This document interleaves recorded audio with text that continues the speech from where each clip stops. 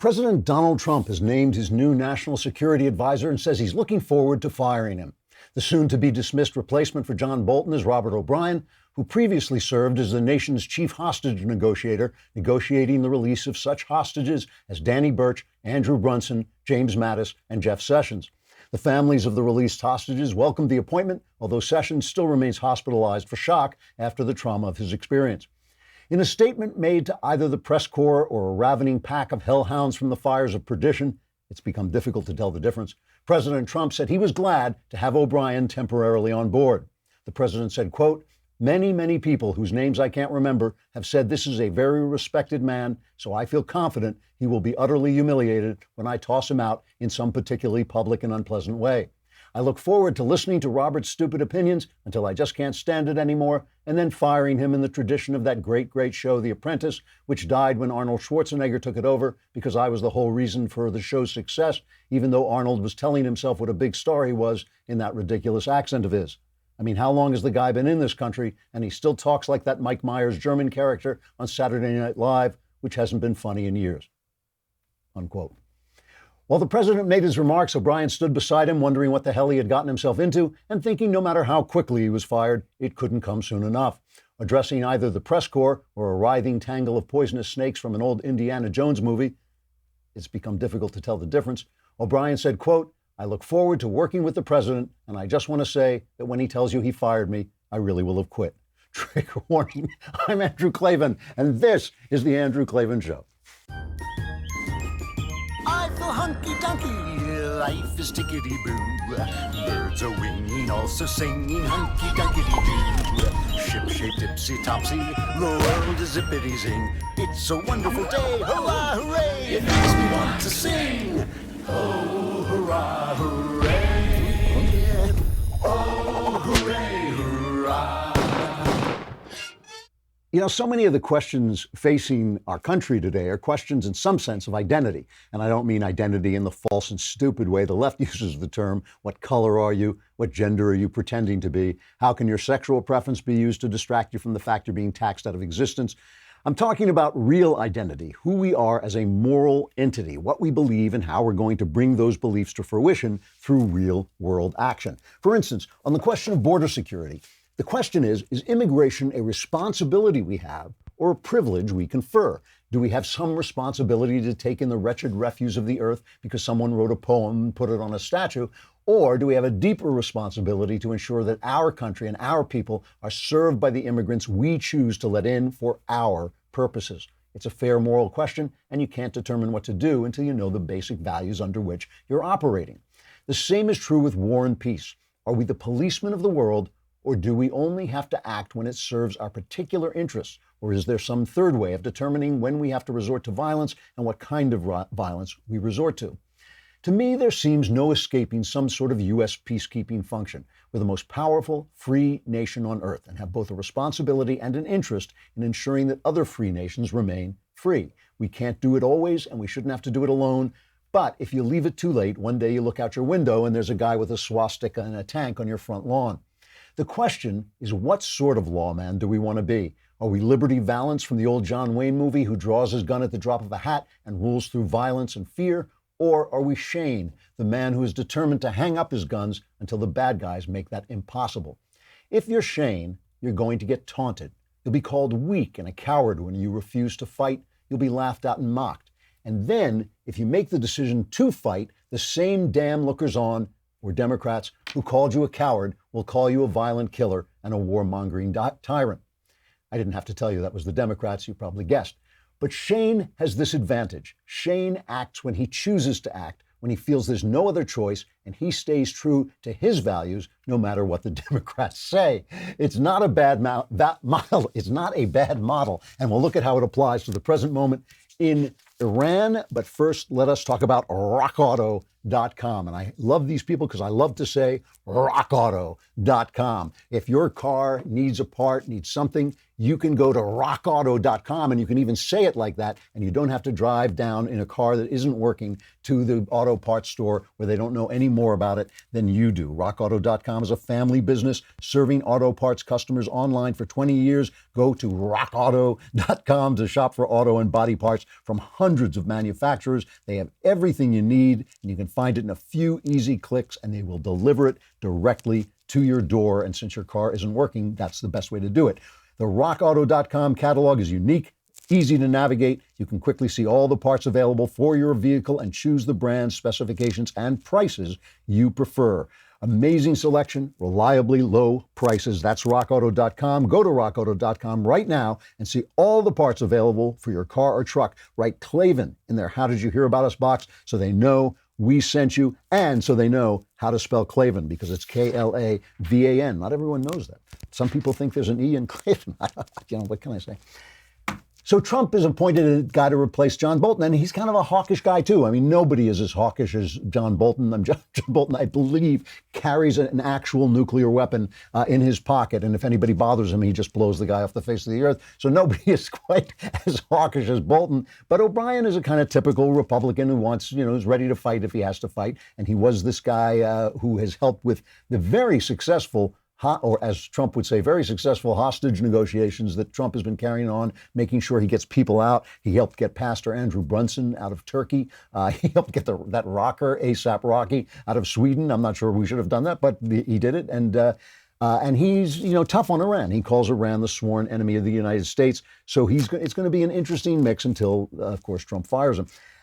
So what we're dealing with here is Iran seems to have bombed the Saudi oil fields.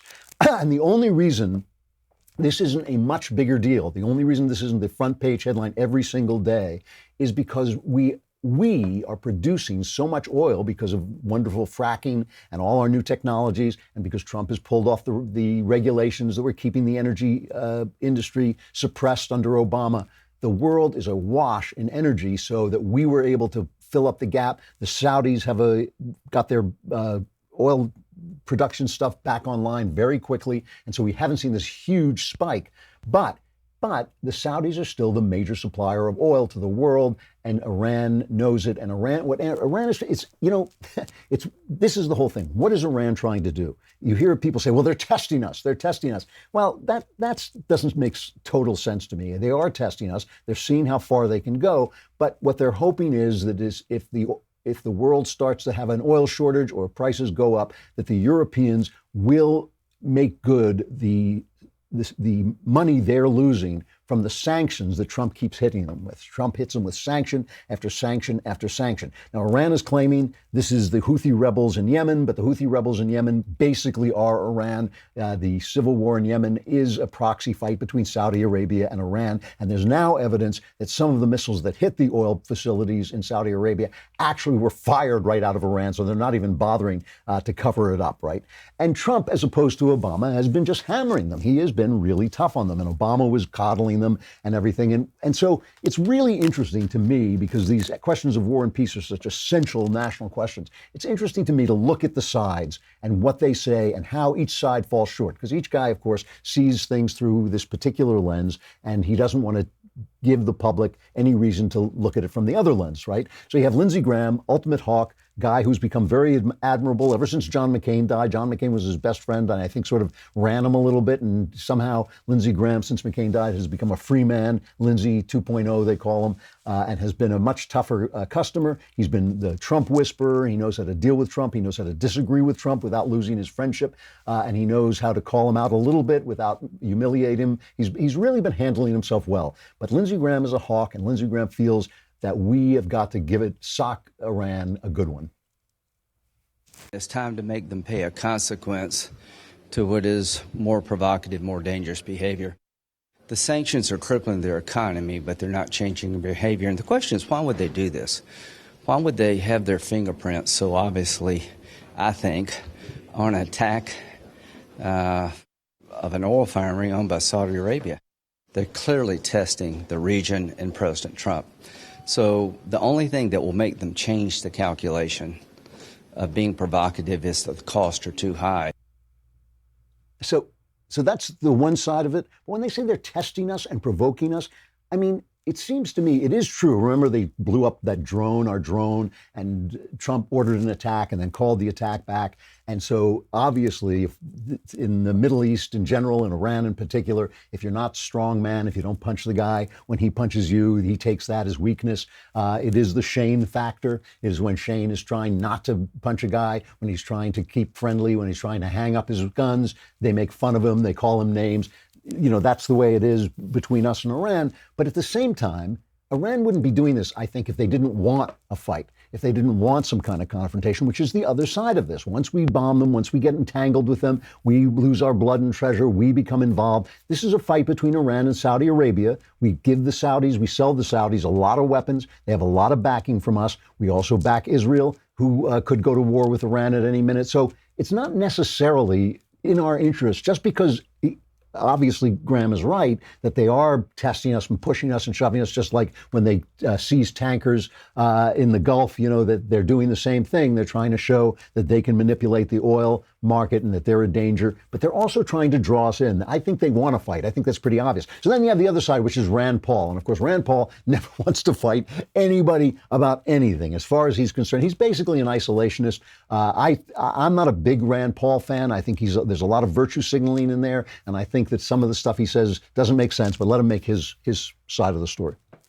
I think an escalation of the war would be a big mistake. This all comes from the Yemeni civil war, where Saudi Arabia is heavily involved in another country, indiscriminately bombing civilians, killing children, and then the Houthis are supported by the Iranians. So it's back and forth. But really the answer is trying to have a negotiated ceasefire and peace in Yemen, and bombing Iran won't do that. The other thing I would say is Iran's military spending is about $17 billion. Saudi Arabia spends about $83 billion. The Gulf sheikdoms around Saudi Arabia that ally with Saudi Arabia spend another 50 some odd billion. So really, the Saudis and their allies dwarf the spending of Iran, and this is a regional conflict that there's no reason the superpower of the United States needs to be getting into bombing mainland Iran. It would be a needless escalation of this, and those who loved the Iraq War, the Cheneys, the Boltons, the Crystals, they all are clamoring and chomping at the bit for another war in Iran. But it's not a walk in the park. So Paul makes some good points there. I really think these are armed people. These are people with weapons. These are people in a fight with each other. I didn't really agree with what he said about Yemen. That, we should be negotiating. But this is a proxy war. They are fighting for control of the Middle East. We have an interest. The Iranians are bad guys who want to destroy us. The Saudis are bad guys who work with us. Okay. Easy choice. Work with the bad guys who work with us. You don't have to trust them. You don't have to like them, but you work with them. That's just real politic, right? So we do have an interest in the region, but he makes a good point that these are armed nations with a lot of spending. He seemed a little too sympathetic to Iran in that conversation, but still, he's absolutely right about that. What isn't necessarily right is targeted airstrikes worked really well in Bosnia. These are things that can be done without escalating the war. To compare a bomb strike on Iran to the Iraqi war doesn't make any sense. We had boots on the ground in Iraq, as they say, and I think that that's a really, really different situation. So we'll get to Trump, where he stands, in just a minute, which is always the most interesting question because he's such an interesting character. But first, let me talk about my friends at the Manhattan Institute. I love the Manhattan Institute. I'm a contributing editor to City Journal, which is one of the great magazines of urban policy and all kinds of different politics. They've got great writers like Heather McDonald and Steve Malanga, Nicole Gelinas, who I just saw, who I love, Kay Heimowitz, who I just saw, who I love in New York.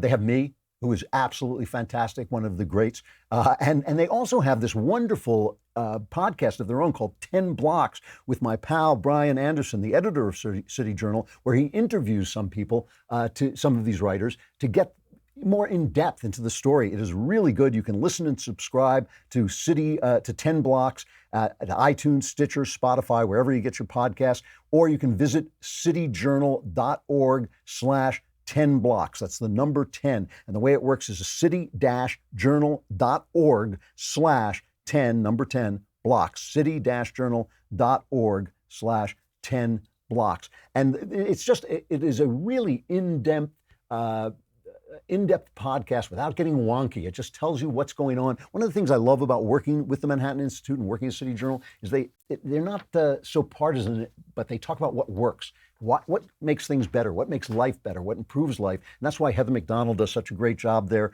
All the writers there are really terrific, especially me. So let's go over there and listen. We'll have a Manhattan Institute guy on later in the program. So Donald Trump has a tendency, as we all know, he reacts big. He always has the first thing out of his mouth. The first thing he said when this bombing took place in Saudi Arabia is, we're locked and loaded. We're locked and loaded. We're ready to go. And then he starts to think, wait a minute. I don't, he's not a war guy. He doesn't want to go to war. And who can blame him? Who does? Well, anybody who is eager to go to war, so this is John Bolton has been talking behind closed doors and saying how dumb Trump is about not standing up to Iran. And if we don't stand up to him, they just get worse and worse and worse. There's some wisdom to that. But Trump tries to figure this out. And what's interesting about Trump and what gives him such problems is that he thinks out loud, right? He doesn't go into his room and stroke his chin and consider.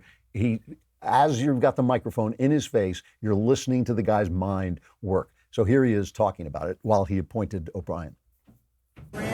Said that the failure to strike Iran this summer was a sign of weakness by Iran as a sign of weakness? No, I actually think it's a sign of strength. We have the strongest military in the world now, and I think it's a great sign of strength. It's very easy to attack, but if you ask Lindsey, ask him how did going into the Middle East, how did that work out? And how did going into Iraq work out? So we have a disagreement on that, and there's plenty of time to do some dastardly things. It's very easy to start, and we'll see what happens. We'll see what happens. I think we have a lot of good capital. If we have to do something, we'll do it without hesitation. It's easy to get in. That is basically the Shane way. He's thinking out loud, which is always kind of unnerving with Trump. He's always kind of going back and forth, and we hear him going back and forth. And again, that's unnerving. It's unsettling. But basically what he's saying there, Mike Pompeo, the Secretary of State behind the scenes, is trying to build a coalition with the UN, trying to work with our allies to get some help on this.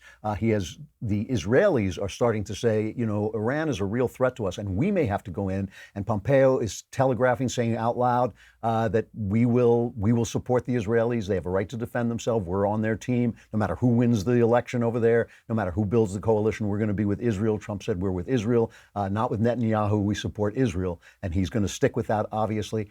Just compare all that. So big choices. It's never cut and dried. It's never black and white. You never know when to go in and when not to. We certainly should not be on the ground at war with Iran, but whether we punish them, whether we start to get a little tough with them, is an open question, especially if we can get allies involved on a strike. Again, there's absolutely no way we want to be invading Iran. That would be a terrible, stupid thing to do. But still, some targeted airstrikes might not be a bad idea. But compare all of that to the Democrats. Compare this to Tim Kaine, okay? This guy came within an ace of being vice president of the United States of America, all right? Listen to whose fault he thinks it is. They're going around saying the attack was unprovoked. The U.S. is provoking Iran. We were in a diplomatic deal with them that allowed them to sell their oil. We pulled out of the deal, the U.S. pulled out, and we've punished their oil economy. And so Iran, and again, Iran's not a good actor. You don't have to like this, but we are provoking Iran every day with the sanctions and with military action, and they're responding. We need to stop the provocation, and the United States needs to return to trying to be a diplomatic broker. Are you suggesting that Iran had to do this attack when you're saying the attack was somehow provoked? Are you somehow victim blaming here for this? No, what I'm saying is I have voted for sanctions on Iran in the past, and they're a bad actor. But when the administration says the attack was unprovoked, that's what LBJ said about the Gulf of Tonkin back in Vietnam, and it was a lie. And the administration is lying to the American public by saying this was an unprovoked attack.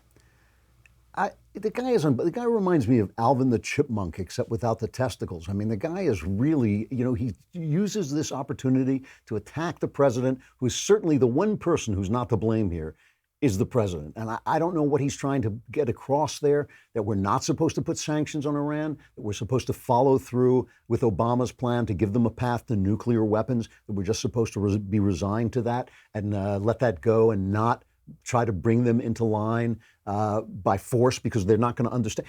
Let's take a look at the Iranians for a minute. Let's take a look at Iran's foreign minister, Mohammad Zarif. He was asked, this is a CNN exclusive, he was asked how he would respond to an attack. And just listen, I mean, when you look at this guy, and again, remember, Yemen is a proxy war. When you look at this guy, is this the sort of guy that we want to make excuses for? What would be the consequence of an American or a Saudi military strike on Iran now? An all-out war. You make a very serious statement there, sir. Well, I make a very serious statement about defending our country. I'm making a very serious statement that we don't want war. We don't want to engage in a military confrontation. We believe that a military confrontation based on deception is awful. We'll have a lot of casualties, but we won't blink to defend our territory. Put yourself in Saudi Arabia's shoes. If there was an attack on Iranian sovereign territory with cruise missiles launched from Saudi Arabia, what would Iran's response be? Well, they're making that up. Why do they want to make that up, that it was from Iranian territory? The Yemenis have announced responsibility for that. They have provided information about that.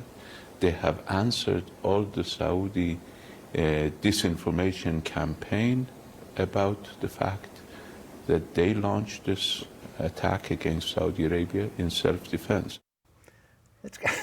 I always wonder why these guys don't just burst into flame. You just look at that man with his dead eyes saying we will kill everyone and it's a lie and we never do anything. But we fired off. Why would they make that up, that we fired the rockets off from our territory just because we fired the rockets from our territory? I mean, these guys are almost like some kind of cartoon villain, and Tim Kaine is blaming Donald Trump, who he just hates and is using this for political capital. It really is awful.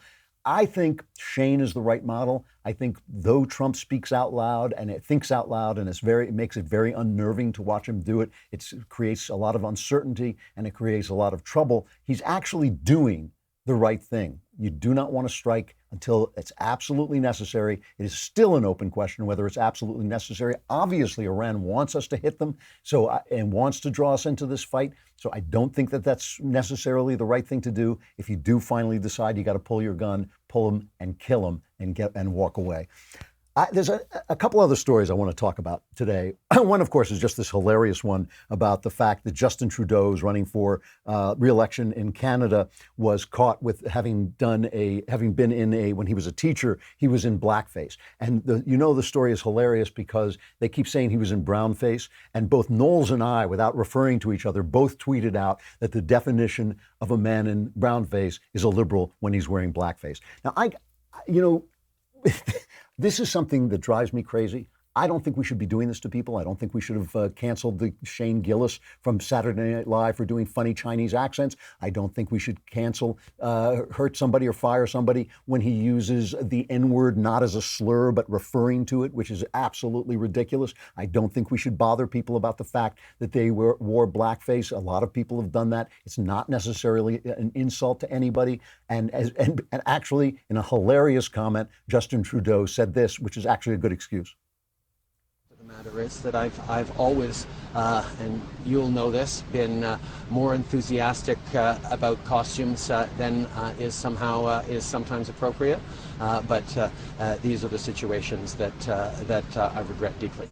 He's always into costume. It's true. He's always dressing up as somebody. The guy's a little metrosexual. We don't want to say anything behind his back. I'm not saying, hey, whatever it is, it's all right. There's nothing wrong with being Justin Trudeau. But I'm just so sick of this stuff. What are black people made of glass? They won't break if somebody, mocks them or pretends to be them. We're all in this together. We're all here together. We're all flawed people. We all have funny things about us. So our races make us funny. Everything makes us funny. We should be laughing at each other. We should be imitating each other, mocking each other. This is absurd. This is just increasing the hate. It increases the hate and increases the tension. When you bring people into your circle, you start to make fun of them. We always tease Knowles, and everybody says, why do you tease Knowles? We tease him. I tease him because I love him. Ben teases him because he wants him dead. It's different motives, but still, this is part of being the gang. When you're in the gang, people are going to make fun of you. People are going to imitate you. People are going to do all this stuff. It's like that's part of being a multi-ethnic country, a great, big, beautiful country where we're here for our ideas and our freedom, not because of what color our face is. Part of that is letting off steam with humor, and it's just absurd to let the left impose this Hannah Gadsby, whatever her name is, humorlessness on us and with this kind of culture. And, you know, I think Justin Trudeau should be thrown out of office, but still not for that.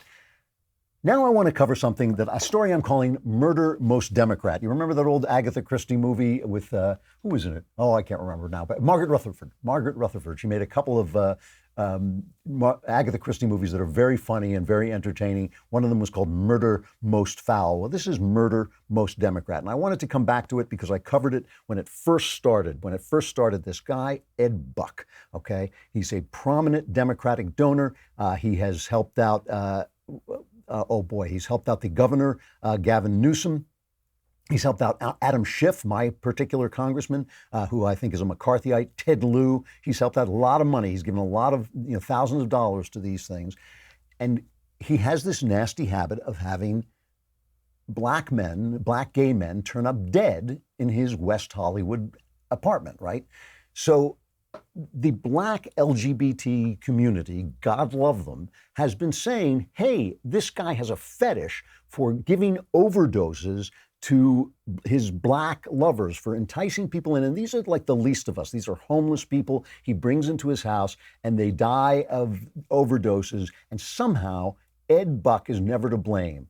Scratch your chin on that. Why on earth is Ed Buck never to blame? Well, finally, he has been arrested and charged with not with murder, but with operating a drug house and providing methamphetamine to a 37-year-old man who suffered an overdose at his West Hollywood apartment. Okay, this now means that Ed Buck is now up on a charge that could cost him 5 years in the pokey. Okay, that's what this means, which is not what you should be getting if you've in fact been killing people. I mean, he's been accused of having, allegedly has, this weird fetish where he brings gay men into his apartment and he likes to dose them, and sometimes they die. And the question is, why has it taken years for the black LGBT community, and it's not just the blacks, it's also the gay community in general. This is West Hollywood. West Hollywood is gay central. West Hollywood is to the gays what the jewelry district in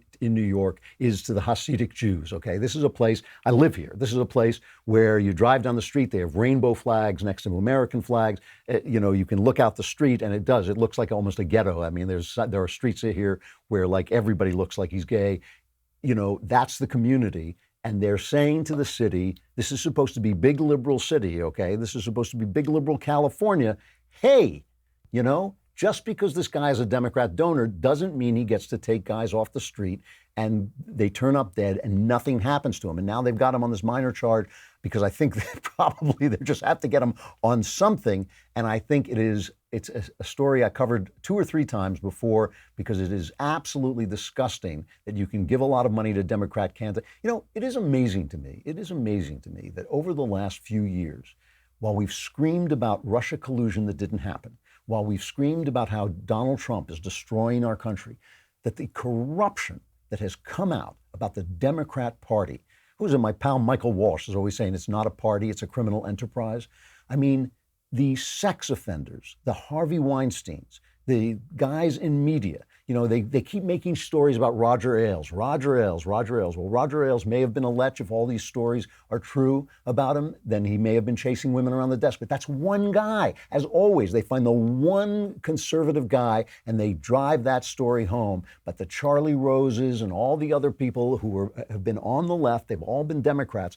And this story is it has got to be, where is Adam Schiff? Why isn't he talking about this? Where is Gavin Newsom? Why don't these guys come forward and say, hey, this is something that has to be covered? And the same is true with this damned abortion doctor, what's his name? Something like Ulrich Klopfer, who was burying the bodies of preserved, bagged fetuses, thousands of them, in his backyard, apparently without his wife knowing. And so now, and Pete Buttigieg, this guy operated in Pete Buttigieg's territory in Indiana. They found the bodies in Illinois, but he has been loath to say anything about it. When he does, he comes out with this ridiculous statement. Like everyone, I find that news out of Illinois extremely disturbing, and I think it's important that that be fully investigated. I also hope that it doesn't get caught up in politics at a time when women need access to health care. So he says, I hope it doesn't get caught up in politics. What does that even mean? What does it even mean? I mean, is this or is this not a crime, a moment that speaks into the practice of abortion in the same way that that the Gosnell story did? You know, Ross Douthat wrote a piece. I was on morning radio in Chicago today with Dan and Amy, and they were quoting this beautiful, beautiful piece by Ross Douthat about this.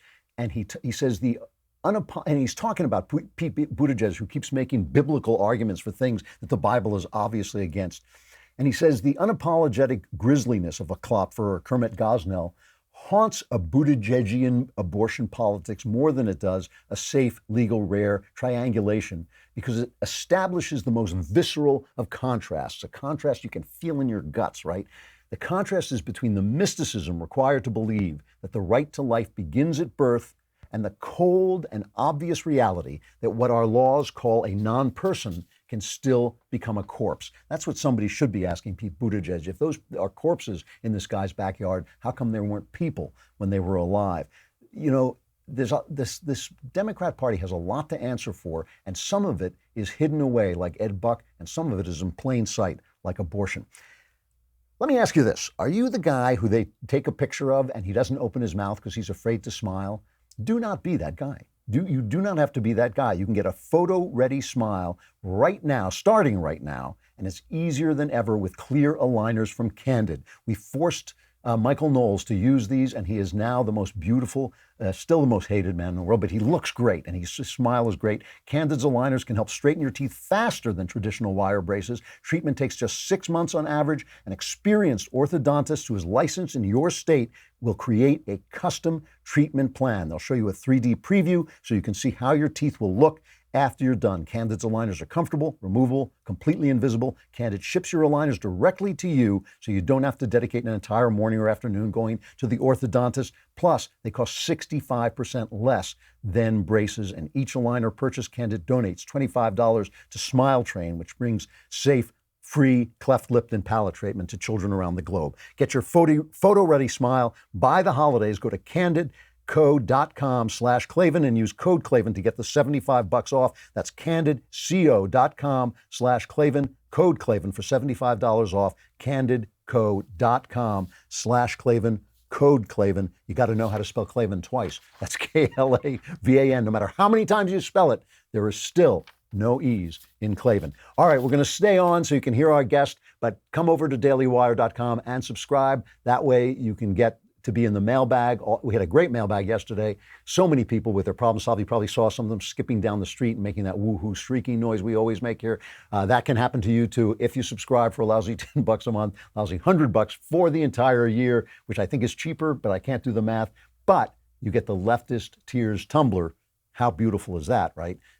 And that'll be worth it all. Christopher F. Rufo is a contributing editor of City Journal, which we were talking about before. He's a documentary filmmaker, a research fellow at Discovery Institute's Center on Wealth, Poverty, and Morality. He has been writing some fascinating stuff at City Journal about the state of our cities and some of the new liberal approach to cities. Christopher, how you doing? It's good to see you. Very well. How are you? All right. Thanks for coming on. I just got back from New York, and everyone I talked to said to me, the quality of life in New York is going down. And except for one liberal who said to me, look, the crime rate is still incredibly low, murders low, rapes low. What's wrong with the quality of life in New York? I thought it was slipping too. Am I wrong? Who's wrong here? You know, I think in a way you're both right. Obviously, if you look at it historically, since the 80s and 90s, crime has dropped and has basically stayed about half of what it was at its peak. But the question is not really, is it as good as it was 30 years ago? The question is, can it still be better? And is it actually getting worse over the last few years? And if you look at especially cities on the West Coast, from Seattle, Washington, down to Los Angeles, the answer is very clear. It is getting worse. And I think this is really happening because of a few things. One is you have an addiction crisis. from both heroin, fentanyl, and methamphetamines, combined with progressive policies that have really turned into a regime of permissiveness that has only compounded this problem. And there's really a refusal to look at it straight in the face. So you talk about the new urbanists. What do you mean? What is that? Who are those people?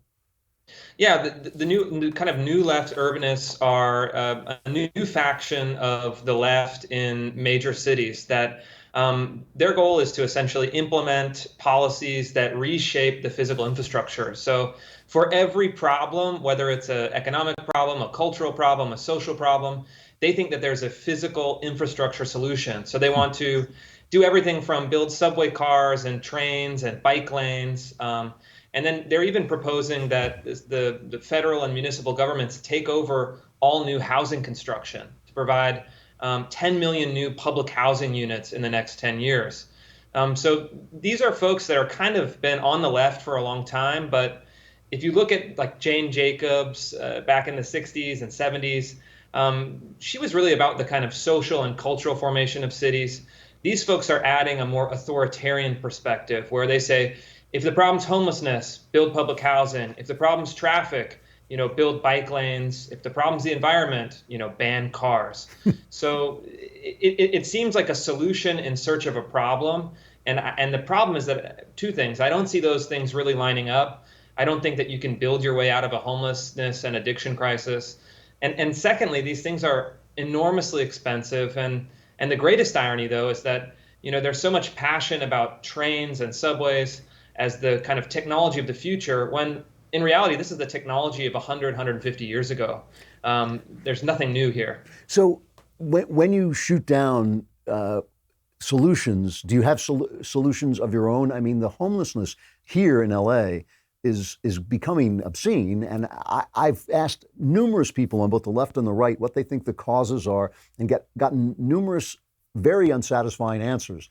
Do you have a viewpoint on this? Do you have a viewpoint of what the problem is and how it can be solved? Yeah, I do. I think, first of all, you have to look at, there are some things that we all know, right? If you have severe mental illness like schizophrenia, bipolar disorder, we've got to get the conservatorship laws put in place at the state and local levels. So you can actually take people who, for example, might be suffering from schizophrenia, untreated, on the street, may also have a drug addiction on top of that. You've got to get those people into facilities, off the street, and get them the care they need. But the much larger population is the population of people addicted to heroin and methamphetamines. This is a little known fact, but it's very important. In King County, Washington, prosecutors and law enforcement estimate that at least 50% of the people who are homeless are addicted to heroin and fentanyl. So right there is about 50% of the problem. In Seattle, Washington, according to data from the county and the city, you've also have 51% of people migrating to Seattle from areas outside the city. So you have a huge part of the problem is addiction. Another part of the problem is kind of a magnet effect of permissive policies, decriminalization policies, no strings attached benefit policies that draw in the problem. And if you look at LA, where you are, according to the latest one-night count in January 2019, more than 20,000 people became homeless somewhere outside of Los Angeles County and then moved to basically set up camp within Los Angeles County. So right there is a huge part of the problem. And I think the solution is fairly simple. One, you have to quickly build emergency shelter facilities. San Diego built almost 1,000 beds in 60 days. In Modesto, California, they built 400 beds in about just a week. You can build these kind of temporary emergency shelters quickly. Second, you can start enforcing the law, basically saying we have a place for you to go, but it's not okay to camp on the streets. And then third, you have to really try to change the whole incentive structure to get people to make those choices where they're either going to enter shelter, enter services, reunite with family, or face the consequences. Well, is there a right to be on the streets? Are homeless people's rights violated when we take them forcibly off the streets? Yeah, well, the Supreme Court has ruled on that, or I'm sorry, the Ninth District has ruled on that in a court decision called Martin versus Boise that concluded it's unconstitutional to force people off the streets if you don't offer them a place to go. And I actually think that there's some real kind of logic to that, and I think that I actually think that that makes sense in a way, in the sense that you can't tell people who have nothing, no place to go, no place to sleep, you have to get out of here. I think that it really is compassionate. It does make sense, both whatever kind of political persuasion you're from, is to say we have constructed, quick, kind of FEMA-style emergency shelter facilities, and then you can start enforcing the law. So on the one hand, I think you have to give people a place to shelter. But on the other hand, I don't think that that means that you can let people do whatever they want on the streets.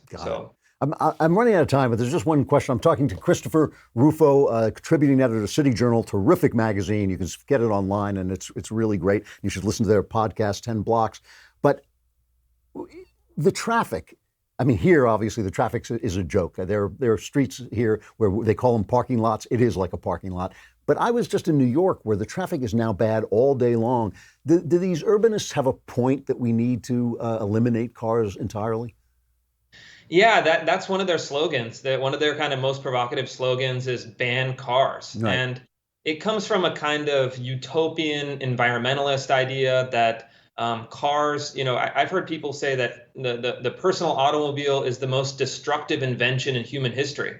There's a really extreme hatred of cars. Yeah. And, I think their idea is that we can ban cars and replace it with kind of 19th century train technology and then bike lanes everywhere. But the problem is, in Seattle, Washington, I'm working on a new piece. We've actually built hundreds of miles of bike lanes over the past 10 years. But bike commuting has actually gone down, and it's never been more than 3% of all commuters. So traffic is a problem that every politician says that they'll solve, but I'm afraid that we just haven't invented the kind of creative ideas to truly solve it. And in a world where 95% of commuters depend on their automobiles to get where they need to go, and a finite amount of road space, there's going to be traffic. I hate to break it to you, there's no magic solutions. Rats. All right, Christopher Rufo, read his stuff and City Journal. It's good stuff. Thank you so much for coming on. We'll talk again. Good to be with you. All right, thanks. All right, the Klavanless weekend is just about upon us, which means this is my final reflection before all of you are plunged into despair, darkness, where there is great wailing, gnashing of teeth. I hate the gnashing of teeth. It really hurts your jaw. But when I first started the show, it was a cultural show, and we found out, unfortunately, that there just weren't enough people who wanted to talk about the culture all the time. And I had this feature at the end of the show called Stuff I Like, in which I talk about some of the great works that have affected me, some of the not great works that have affected me, some of the stuff that was going on now that I liked, and just offered up stuff that I liked and hoped that people enjoyed it. I stopped doing that because it got a little tiring and because I didn't feel that enough people were interested. But I did think back about it, about what it was trying to say, what I was trying to say to people, which is simply this. One of the reasons we talk about politics is so we don't have to talk about politics. Politics is very addictive and can be very destructive. And as I always say, it makes you stupid because it means that you have to make binary choices about subjects that are filled with shades of gray. And look, that's something you have to do, but it's not something you want to be thinking about all the time. You have politics, Democrat politics, free politics, because in a free country, you want to be thinking about other things. You want to limit the power of the government so much that no matter what stupid thing they do, it won't do too much harm. We have lost that because we have allowed the left-wing Supreme Court to rewrite the Constitution, to give the government almost unlimited power to interfere with our lives, so that when some jerk like Tim Kaine has some idea, we are in danger of having our lives manipulated and destroyed in ways that we don't want that we don't want to happen. But it is good to remember that we're talking about this so that we don't have to talk about it, that we're thinking about it so that we don't have to think about it. So let me give you one thing that I like. My son Spencer sent this to me yesterday. It's from 2014 and went triple platinum, but I had never heard this song before. A great song by Andy Grammer called Honey, I'm Good. When what I love about it is the incredible, just the how catchy the tune is, how smooth the lyrics are, and yet it's really a very serious and realistic story about a guy in a bar turning down that last drink so that he doesn't do something stupid and ruin his life. I mean, it's just a really, really good song. So I want you to take this message with you into the Klavanless weekend, where you will be tempted, where you will want to drink yourself into oblivion to not have to experience my absence. Suck up all the Klavanly goodness you can right now and hold that with you to maybe survive and come back on Monday. I'm Andrew Klavan. This is the Andrew Klavan Show, and here's Andy Grammer with Honey, I'm Good. No, honey, I'm good. I could have another, but I probably should not. I got somebody at home. It's been a long night here and a long night there, and these long... Oh, hooray, hurrah. The Andrew Klavan Show is produced by Austin Stevens and directed by Mike Joyner. Executive producer, Jeremy Boring. Senior producer, Jonathan Hay. And our supervising producers are Mathis Glover and Robert Sterling. Assistant director, Pavel Wydowski. Edited by Adam Sayevitz. Audio is mixed by Mike Cormina. Hair and makeup is by Jesua Alvera. Animations are by Cynthia Angulo. And our production assistant is Nick Sheehan. The Andrew Klavan Show is a Daily Wire production. Copyright Daily Wire 2019. If you prefer facts over feelings, if you aren't offended by the brutal truth, if you can still laugh at the nuttiness filling our national news cycle, well, tune on in to The Ben Shapiro Show, where you'll get a whole lot of that and much more. We'll see you there.